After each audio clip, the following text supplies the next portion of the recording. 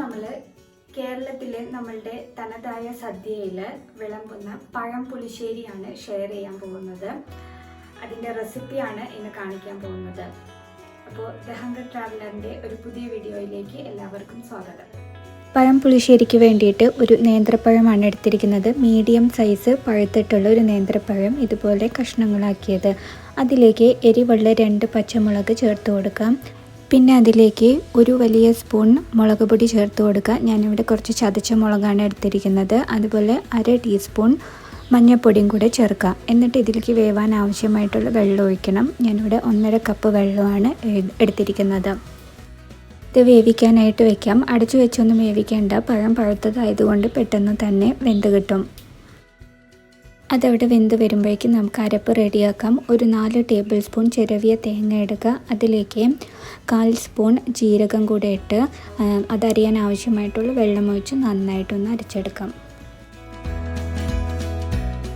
തേങ്ങാക്കൂട്ട് നമുക്കൊരു പാത്രത്തിലേക്ക് മാറ്റി വയ്ക്കാം. എന്നിട്ട് അതേ മിക്സിയിലേക്ക് തന്നെ ഒരു 3 ടേബിൾ സ്പൂൺ നല്ല പുളിയുള്ള തൈര് എടുത്തിട്ടൊന്ന് അടിച്ചെടുക്കണം. നമ്മുടെ പഴം നന്നായിട്ട് വെന്ത് വന്നിട്ടുണ്ട്.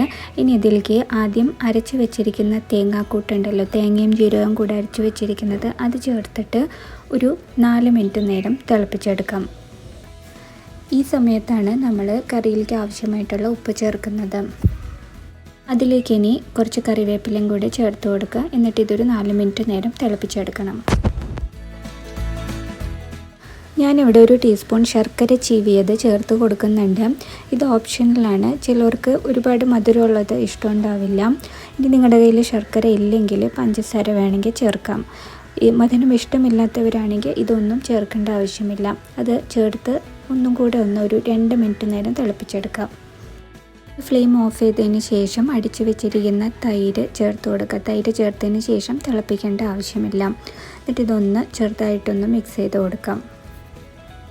ഇനി കറിയിലേക്ക് താളിച്ചിടാൻ പോവാണ്. അതിന് വേറൊരു ചട്ടി ചൂടാക്കിയിട്ട് അതിലേക്ക് വെളിച്ചെണ്ണ ഒഴിച്ച് ചൂടാക്കുക. അതിലേക്ക് 1/2 ടീസ്പൂൺ കടുകും 1/2 ടീസ്പൂൺ ഉലുവയും പൊട്ടിക്കുക. അതിനുശേഷം 3 വറ്റൽ മുളകും കുറച്ച് കറിവേപ്പിലയും കൂടെ ചേർത്ത് പൊട്ടിച്ചെടുത്ത് ഇത് നമുക്ക് കറിയിലേക്ക് ചേർത്ത് കൊടുക്കണം. ഈസി ആയിട്ടുള്ള പഴം പുളിശ്ശേരി റെഡി ആയിട്ടുണ്ട്. ഇതെല്ലാവരും ഒന്ന് ട്രൈ ചെയ്ത് നോക്കിയിട്ട് നിങ്ങളുടെ അഭിപ്രായങ്ങൾ കമൻറ്റ് ചെയ്യൂ.